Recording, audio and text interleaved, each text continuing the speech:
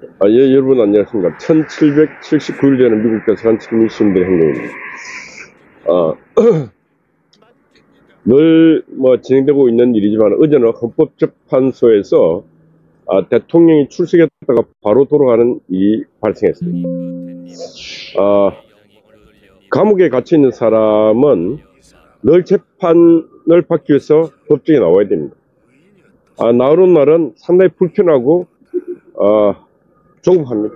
그리고 재판이 공정한 재판이 이루어지기를 늘 소망하면서 나옵니다. 그런데 진행되고 있는 헌법재판소는 공정한 재판을 하고 있지 않다. 그는 밖에 있는 일반 시민들이 봐도 그렇다. 왜 그러는가? 헌법재판소가 우리가 보통 말하면 선입선출, 먼저 들어오면 먼저 내보낸다 그래요. 선입선출. 그런데 헌법재판소가 실제로 이 탄핵 정국에서 먼저 해야 될 심리들이 있습니다. 그 심리들이 뭐냐? 먼저 탄핵한 것들을 먼저 심리에서 먼저 결판을 내야 될 거 아닙니까? 이창수 서울지검장, 감사원장, 그 다음에 또 그보다 더 중요한 것은 한덕수 국무총리에 대한 탄핵 아니었습니다. 다 단순합니다. 아주 단순합니다. 아주 단순하고 금방 심리 한두 번 하고 끝날 사항을 헌법재판소 판사들은 안 했습니다. 이건 직무유기로 다 책임을 묻고 법적 책임을 물어도 처벌받아야 될 자들입니다. 한덕수 총리 것만 하더라도 아주 단순합니다. 그럼 뭐냐? 의결정족수가 국무위원회에 준하는 의결정족수인가? 아니면은 대통령에 준하는 의결정족수인가? 여러분, 물을 필요가 뭐 있습니까? 그거는 초등학생 아이들에게도 물어도 답을 할 거예요. 왜? 한덕수 총리가 국무총리 한덕수. 예, 그건 국무총리예요. 근데 대통령 권한대행 한덕수. 대통령 6호 시에, 대통령 9리 시에, 그때 대통령이 되는 거예요. 권한대행이. 그러면 전쟁이 일어나면 어떻게 됩니까? 국군 통수권자가 되는 겁니다. 모든 대한민국을 대표하는 모든 책임을 대통령 권한대행이 다 지게 됐습니다. 그러면은 헌재가 그 단순한 것도 빨리 결정을 해서 한덕수 총리를 내보내고 결정을 하고 해야 되는 거 아닙니까? 그럼에도 불구하고 헌법재판소 판사들은 아무것도 안 했습니다. 왜 아무것도 안 했습니까? 정치적 판결이니까, 정치적 사건이니까 또 안 했어요. 이번에 어제 이창수 서울지검장 또 탄핵에 대한 심의를 하다가 황당한 일이 생겼습니다. 국회에서 탄핵할 때 이창수 정치심리 위반했대요.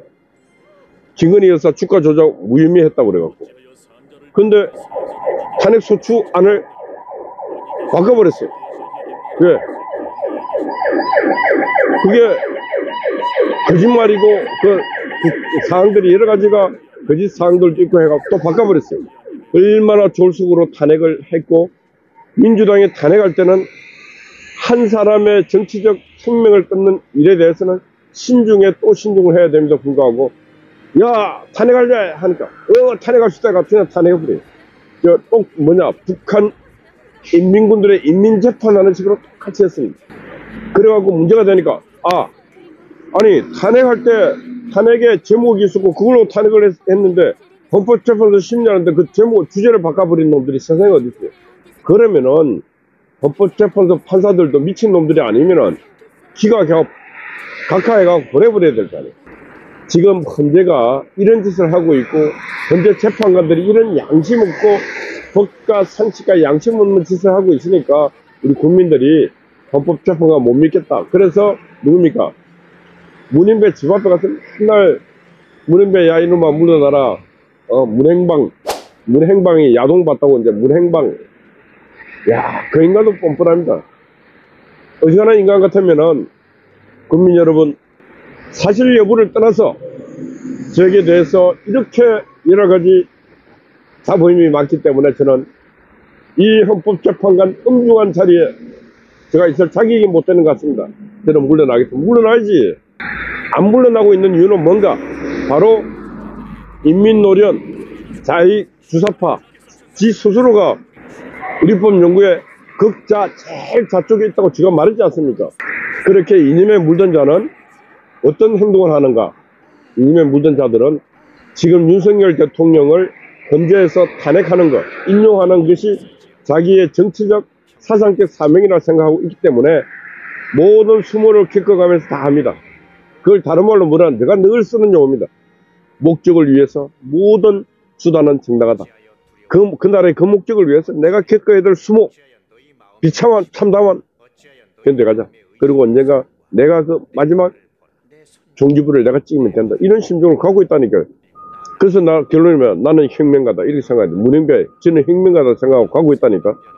그리고 국민들이 그걸 잘 알고 해야 되는데 소시민들이 나가서 진짜 문영배 집 앞에 가서 잘하고 있습니다. 나쁜 놈들은 옛날에는 동네법이 있어가고 동네에서 홍길동 저놈은 호로새끼 죽일 놈 이러면은 그냥 호로새끼 되는 거예요. 근데 지금은 동네법이 없잖아요. 그럼에도 불구하고 우리 시민들이 문영배 집 앞에 가서 피켓 들고 시위하는 것은 진짜 용기 있는 일이고 법이 통하지 않는 시대, 법이 작동되지 않고 있는 시대에 소시민들이 할 수 있는 일은 그 방법밖에 없다. 참담하지만 어쩔 수 없는 것입니다. 그 방법을 택해가고 있는 시민들에게 박수를 보냅니다. 대단한 일을 하고 있는 것입니다. 13년 전에 지금 헌법재판관 김형두 집 앞에 엄마들이 가서 그 집에다 계란 던진 사례가 있어요. 13년 전인 왜? 김형두가 재판하라고 했더니 재판을 한 게 아니고 개판 망치를 쳤기 때문에 그랬어요. 후보를 매수한 놈을 감옥에 놔둬야 되는데 매수 당한 놈 감옥 놔두고 매수한 놈을 서울교육감하게 풀어줬어요. 이게 재판입니까? 제가 그럽니다. 재판을 개판같이 한 놈은 인생을 개판처럼 살아야 되는데 이게 어떻게 된지 개판같이 인생을 살아야 될 놈이 지금 황제 헌법재판관이 되었어요. 말이 안 되지 않습니까? 이 말이 안 되는 일이 너무너무 많이 대한민국 땅에 일어났고 그게 지금 내가 대한민국 헌법재판관이다 빨간 법복을 입고 있어.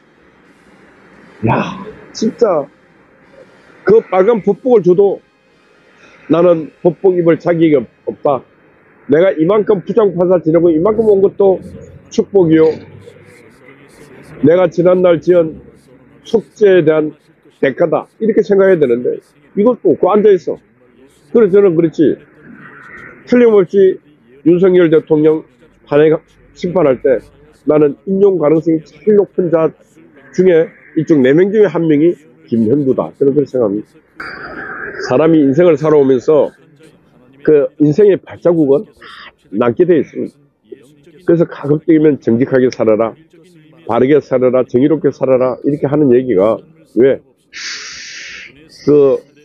이 눈이 많이 온 눈밭을 쫙 그러면 발자국이 남지 않습니까? 어떤 사람은 그 흰 눈밭에 발자국이 쫙 일렬로 가고 어떤 사람은 지그재그로 발자국이 여러 곳도 가 있어요. 그 발자국을 쫙 보면은 바르게 걷는 사람의 성품 또 그리고 막 지그재그로 갔던 사람들의 성품 다 보이잖아요. 지그재그로 갔던 놈은 술 처먹고 갔든지 온전한 정신을 갖겠습니까? 지그재그로 바르게 그 흰 눈밭을 바르게 가려고 노력했던 사람들의 발자국 그 모습만 봐더라도 저분의 인생은 참 반듯한 삶을 살기 위해서 참 노력한 삶이고 그 족적만 보더라도 박수를 보낼 만한. 그런데 지금 우리 권력을 행사하는 자들의 족적을 보면은 진짜 바른 족적은 눈에 보이지 않습니다. 헌법재판관이라고 하는 자들의 그 놈자자 여자들은 뭐로 쓴지 이민선이가 300% 가까이 주식 투자해서 돈 벌고 보통 판사들이 재판을 많이 하면은 민사, 형사, 그다음 경제사범들이 있습니다. 수천억을 사기치고 조를 사기친 것들이 있어요. 그런 것들이 판사에게 뒷거래 하는 것도 많습니다. 지금 재판할 때는 딱 감형을 많이 해주면은 나중에 변호사들이 그 판사한테 줍니다. 그런 게 횡행합니다. 횡행. 그래서 돈 처분 판사들 천재. 이런 것들 다 조사해야 돼. 조사해. 강기정이 보세요. 이번에 입 쳐닫고 있으면 대한민국 국민들이 강기정이 누군지 몰랐을 거예요. 강주시장입니다. 강기정이가. 근데 보세요. 깡패보다 더한 놈이에요. 깡패보다 더한 놈. 와, 그 국회 경위 때리는 거 봤잖아요. 그 때리는 모습은 깡패 조폭보다 더한 놈이에요. 조폭 영화의 조폭 두목이 보아 때리는 거 똑같잖아요. 강주시장은 조폭이다. 강기정은 진짜 자동차 방화에 폭행에 정가만 해도 막 엄청나요. 공개된 정가만 해도 뭐 몇 개 되는데 그런 인간이 강주시장을 하고 있어요. 여러분, 강주가 발전되겠습니까? 안 되겠습니까? 안 되죠. 강주시장은 다 그런 놈들이 하는 거예요. 왜? 이 사랑이 없는 놈들. 강주에 대한 사랑, 강주 시민들에 대한 사랑, 더 나아가서 국가에 대한 사랑입니다. 사랑이 없는 놈들은 뭔가 이룰 수가 없는 것입니다. 그래서 강주, 제가 그랬잖아요. 미리. 여러분, 이번에 강주를 가서 보시라. 강주가 얼마나 낙후되어 있는가를 보시라. 강주가 딱 가서 보면은 평양시 강주 분국 보는 것 같아. 내가 얘기했잖아요. 강주 그 전남도청을 딱 그 민주광장 보면은 또 북한에 와 있는 것 같아요. 북한. 강주의 정치인들이 강주시를 그렇게 만들었습니다. 만들 장본인들입니다. 이번에 그 강주의 도심, 그 5.18에 승지라는 거 가서 제가 그랬잖아요. 봐라. 얼마나 강주가 낙후되어 있고 보잘것도 없는가. 그걸 이번에 가서 다 봤습니다. 3,3만 명의 시민들이, 전국에 사는 시민들이 가서 강기정의 모습과 강주시의 모습을 봤습니다. 얼마나 낙후되어 있고 비참한가를 봤습니다. 지금 민주당 강주를 기반으로 한 민주당 정치인들이 강주를 그렇게 정치적 도구로 이용만 해 처먹고 강주를 발전 안 시켰습니다. 부산을 보세요. 인천을 보세요. 대구를 보세요. 대구도 그렇게 발전 안 됐지만 부산 보세요. 얼마나 크게 발전되어 있습니다. 강주도 그렇게 발전시킬 수 있는 기회가 수없이 많음에도 불구하고 안 합니다. 그 열정을 어디다 다음 정권 자기들 권력 누릴 것만 행사하고 있지. 내 사랑하는 국민을 위해서, 내 사랑하는 강주 시민을 위해서 뭘 하겠다. 그런 생각이 없는 겁니다. 왜? 사랑이 없기 때문에. 사랑이. 제가 강기정을 말하는 것은 오늘 이 강기정뿐만 아니고 아까 판사들 보면은 조폭, 폭력배들과 별 다른 것. 권력 폭력배들입니다. 권력 폭력배들. 그래서 대한민국 정치가 지금 폭력이 지배하고 있고 국민들은 그 폭력에 저항하고 있는 것입니다. 대한민국 정치는 폭력이 지배하고 있고 우리는 시민들은 그 폭력 정치에 대항하고 있습니다. 국민 개개인들이 그 분노에서 내린 그 폭력 행위보다도 정치가 합법의 이름으로 자행하는 이 폭력은, 제도의 폭력은 더 잔인하고 더 비참하고 그 결과는 감당할 수 없는 결과입니다. 그래서 제가 늘 말씀드린 제도권의 폭력, 제도권의 정치 폭력은 이미 대한민국에서 임계점 도를 넘었고 이재명의 폭력을 보세요. 국민을 갖고 조롱하고 있지 않습니까? 이재명이가 대한민국 정치, 대한민국 법, 대한민국 윤리, 도덕 모든 걸 조롱하고 있습니다. 진짜 천하의 잡놈이. 이 이재명을 한국 정치에 끌어들인 인간이 누군지 모르겠지만은 진짜 이런 자는 함께 3대를 멸해도 부족할 정도로 한국 정치가 이렇게 낙후되고 이렇게 천대받게끔 만든 장본입니다. 그래서 오늘 우리는 진짜 우리 시민들이 더 깨어나고 전환길 열사가 에너지가 다 돼가는지 자기 역할을 어느 시점에는 중지하겠다 하는데 제2, 제3의 전환길이 나와야 된다. 이 정치폭력에 저항할 전사들이 나와야 됩니다. 정치폭력과의 전쟁에 승리하기 위해서는 제2, 제3의 전환길이가 수없이 나와야 됩니다. 가야 될 길이 멀고도 멉니다. 그 길을 우리는 승리해야 합니다. 홍석준 의원 우리 아침 일기. 아, 여러분, 우리 홍석준, 제가 이 현역 정치인도 지금 108명 있고, 이분은 비현역이에요. 유영아 대구 이제 달서 유영아 의원에게 자리를 양보하고 나오면은 보통 사람들이 마음도 아프고 해서 또 이 경상도거든. 십가리 추워하는데 처음부터 끝까지 온 미디어, 지상파, 공중파, 유튜브 다 나가서 홀로 싸우고 있어. 홀로. 진짜 저는 늘 지켜보면서 어제도 YTN 가서 열심히 하는 거 지켜봤는데, 저는 한국 정치가 발전하려면은 이렇게 크게 높여서 보면은 누가 그 험난한 시기에 누가 제일 노력하고 진심으로 수고했는가, 이렇게 보면은 저는 딱 보면은 그래도 정치권에 있었던 사람 홍석준이 1순위가 홍석준이다. 또 다른 사람들도 보면은 아까 제가 눈밭에 족적을 얘기했는데 딱 보면 다 보여요. 그런 걸 볼 수 없는 정치를 하고 있기 때문에 정치가 혼탁합니다. 여기가 이제 미국 대사관 지키는 시민들. 오늘이 1779일. 그래서 1800일이 다음 달인데 그때 내가 초대를 할게요. 그래서 우리 이제 홍현이 이 한미동맹을 위해서 이 소시민들이 6년을 이렇게 초선을 지어서 지키고 있다고. 이분들 위해서 한마디 말씀. 그리고 간단하게 이제 시국 정치.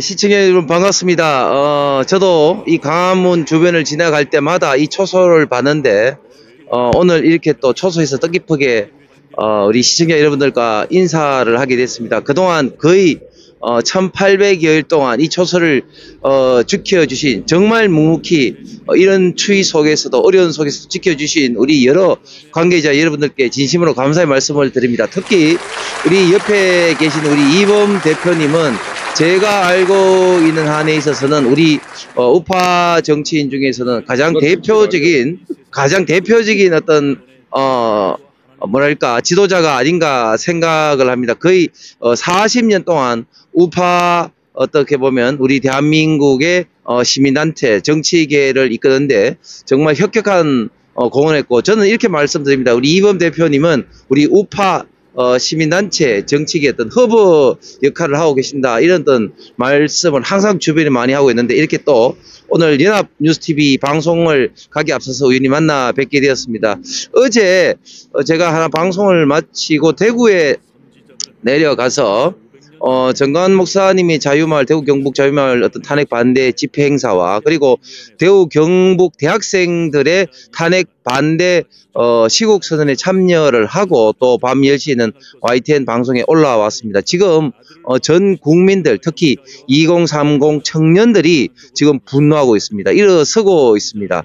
윤석열 대통령은 이제 개인 윤석열이 아니라 우리 자유대한민국의 자유민주주의와 법치주의 하나의 상징과 같은 존재가 되었습니다. 이것을 이제는 잃지 않기 위해서 우리 국민들, 특히 2030 청년들이 일어서고 있습니다. 오늘 또 7시 반인가요? 우리 광화문 6번 출구에는 탄대청이라는 청년 조직, 탄핵을 반대하는 청년 모임의 또 발대식이 있다고 합니다. 우리 시청자 여러분들께서도 참석하실 분 참석하시고, 온라인상으로도 응원하실 분들은 성원해 주시면 감사하겠습니다. 다시 한번 우리 광화문을 지키고 우리 한미 동맹을 지키기 위해서 이런 정말 엄동설안에도 이 초소를 지키고 계신 우리 모든 분들, 관계자 여러분들께 정말 가슴으로 머리 숙여 감사의 말씀을 드립니다. 고맙습니다.